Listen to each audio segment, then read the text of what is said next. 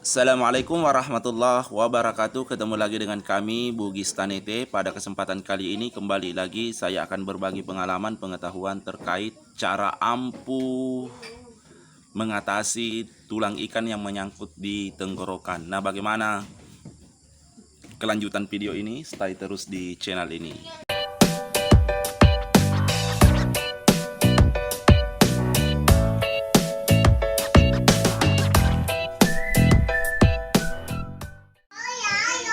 Jadi terkait cara mengatasi tulang ikan yang menyangkut di tenggorokan, mungkin hanya sekedar saya bagikan pengalaman saya saja, sahabat, karena kondisi saya saat ini alhamdulillah dalam keadaan tidak lagi tersangkut duri ikan di tenggorokan saya ya. Jadi saya tidak perlihatkan langsung. Jadi insya Allah dengan langkah-langkah ini nantinya mudah-mudahan bagi sahabat yang ada tulang ikan yang menyangkut di tenggorokannya, mudah-mudahan akan hilang ya, dan tidak akan terulang kembali. Jadi saran saya yang pertama, makanya ketika kita makan diusahakan jangan terlalu buru-buru sahabat ya, karena baik dari segi medis, kesehatan, begitupun di dalam agama itu kita dilarang untuk melakukan hal dengan terburu-buru. Itu yang pertama ya. Kemudian kalau toh nanti ada tulang ikan yang menyangkut di tenggorokan kita, nah bisa kita menggunakan tips ini ya. Jadi langkah yang pertama, kita bisa menggunakan air putih. Kita pun bisa menggunakan minuman-minuman ya, baik itu kopi atau apalah sejenisnya ya.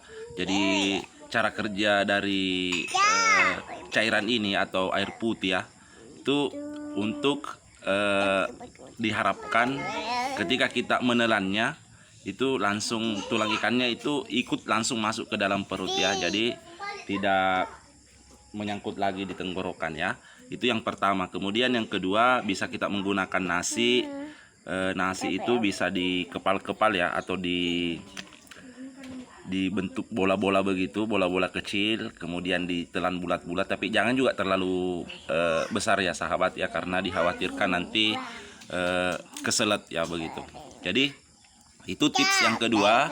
Kemudian tips yang ketiga adalah menggunakan beras ketan ya, tapi nasi ketan maksud saya sahabat ya. Jadi nasi ketan itu biasanya itu lebih mudah mengatasi tulang ikan yang menyangkut di tenggorokan dibandingkan nasi biasa ya, karena secara logika nasi ketan itu lebih efektif ya. Kenapa? Karena nasi ketan itu ada unsur lem-lemnya seperti itu, maksudnya benda-benda itu mudah melengket ya. Begitupun dengan kapurung ya, mungkin sahabat dimanapun kalian berada pasti mengetahui apa itu kapurung ya. Ada yang dibilang itu ongol-ongolnya ya, atau sagunya. Nah itu juga sangat efektif untuk menghilangkan tulang ikan yang menyangkut di tenggorokan ya. Jadi mungkin itulah beberapa tips yang sempat saya bagikan, mudah-mudahan bermanfaat untuk kita semua. Dan cara itu insya Allah sangat mampu, karena bukan mampu ya, tapi ampuh ya, karena di sini alhamdulillah kita sudah praktekkan, sudah dicoba ya.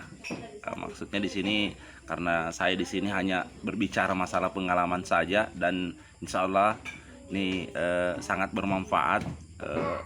Kemudian selanjutnya, kalau toh nanti kita sudah coba dari semua cara ini, kemudian masih ada tulang ikan yang menyangkut di tenggorokan sahabat ya, saya sarankan untuk dibawa ke ahlinya ya, karena di sini saya hanya berbicara sesuai dengan pengalaman pribadi saja ya.